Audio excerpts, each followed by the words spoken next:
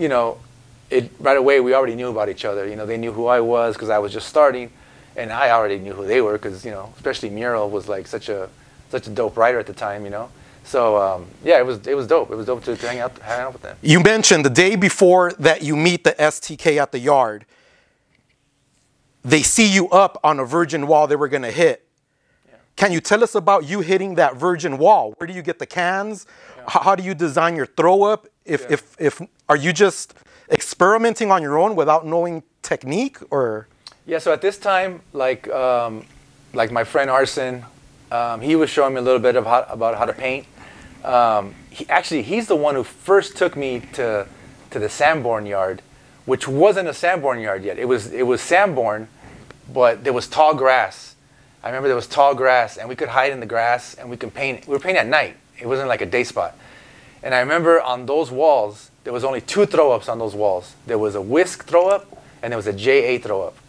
And they were both brand new. And there was nothing else in the whole yard. And later on, it would be converted into the Sandborn yard, where I painted many, many pieces when I got into COI and all that. But at that time, there was like virgin wall still.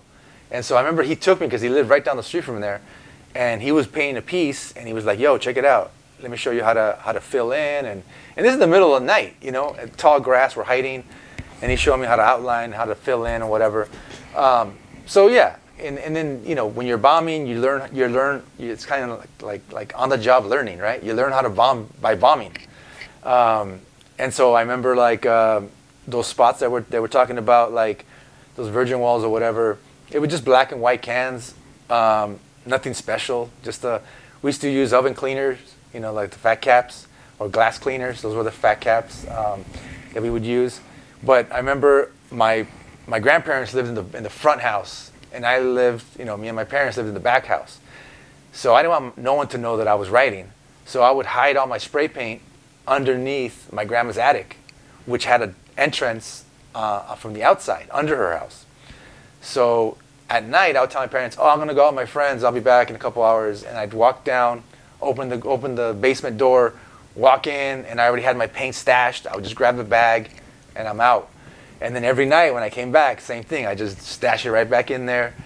And that went on for several years without my parents knowing that I was stashing, you know, spray paint down there, or that I was even writing.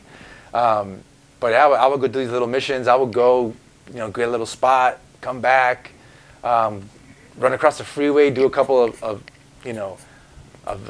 spots on the freeway, come back, you know, because I live right near the 10 freeway, so I could walk to the 10 freeway, I could walk to City Terrace. It was all simple, close areas that I was, you know, bombing at, you know. So it was fun. It was just a fun thing to do. But yeah, that's how we learned back then. Do your parents ever catch on to your secret hiding place?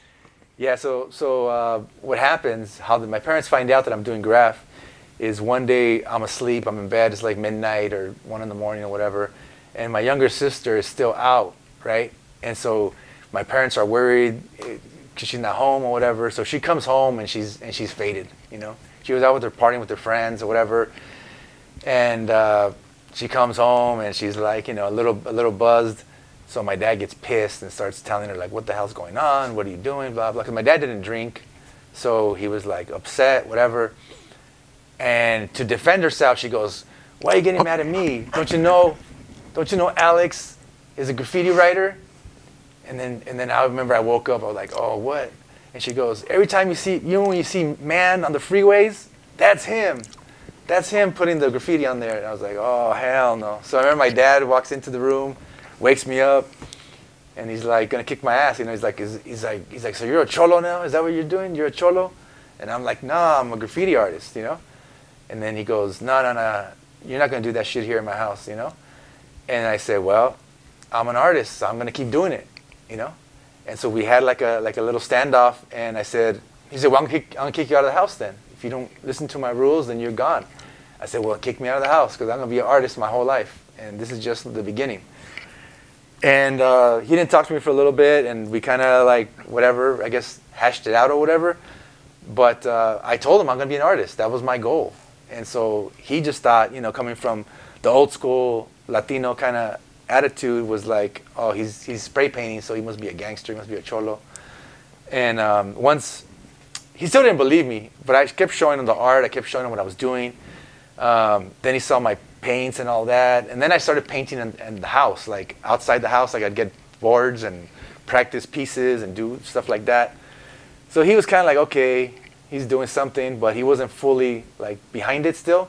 It wasn't until I went to college and got my degree in fine art that he was like, okay, this guy's for real, you know? Yeah. That's what it took.